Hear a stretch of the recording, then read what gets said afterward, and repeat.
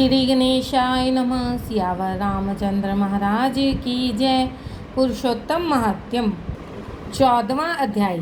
श्री नारायण जी बोले, इस प्रकार चिंता करते हुए राजा के पास दिव्य रामचरित्र काव्य के रचयिता श्री वाल्मीकि ऋषि पधारे। राजा ऋषि को आया देख खड़ा हो गया और उनके सामने जाकर उनके चरणों में प्रणाम किया और आसन पर विराजमान कर पूजन किया। बाद में उनके चरणों को गोद में लेकर धीरे धीरे सहलाने लगा। चरणों को छोड़कर उस जल को प्रसन्नतापूर्वक अपने माथे पर छिड़ककर उस तोते के कहे वचन याद कर मधुर वचन बोलने लगा। दृढ़धनवा बोला, हे भगवान, आज मैं कृतकृत्य हो गया हूँ। भाग्यवान हूँ जो आपके दर्शन हुए। हे संसार को पवित्र करने वाले, मैं अपने भाग्य की कैसे प्रशंसा करूं। श्री नारायण जी बोले। इस प्रकार उन महात्मा से प्रार्थना करके राजा चुप हो गया। श्री ऋषि वाल्मीकि जी ने कृपा पूर्वक राजा की ओर देखा। राजा से मुनि महाराज बोले, हे नृपश्रेष्ठ, इस प्रकार की नम्रता के कारण तुम धन्य हो। हे राजन, चिंतित दिखते हो, अपने हृदय के दुख को कहो, देर मत करो।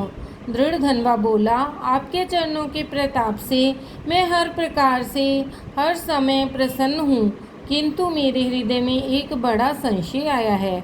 वही तीर के समान चुभ रहा है, कृपया उसे दूर कीजिए।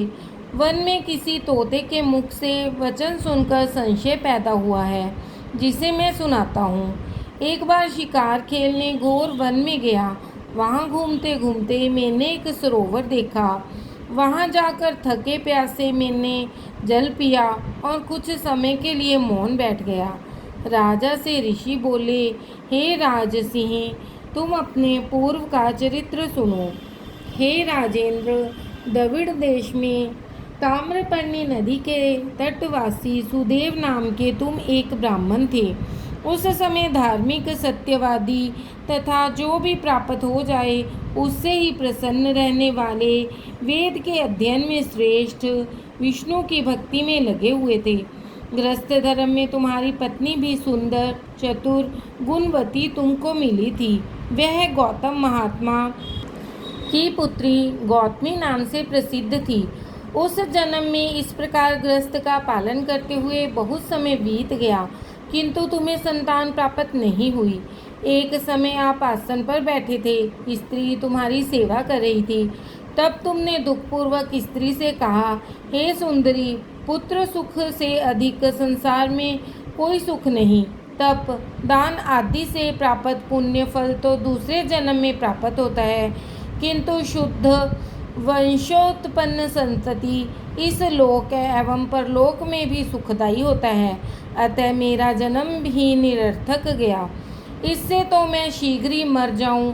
मुझे यह अपनी बड़ी आयु भी अच्छी नहीं लगती। पति के वचन सुनकर बेचारी पत्नी उदास हो गई। धैर्य धारण कर समझाती हुई प्रेम पूर्वक मीठे वचन बोली, हे प्राण प्रिय, आप श्री के भगवत भक्त को इस प्रकार मोहित नहीं होना चाहिए। आपने यह बड़ी छोटी बात कह दी है।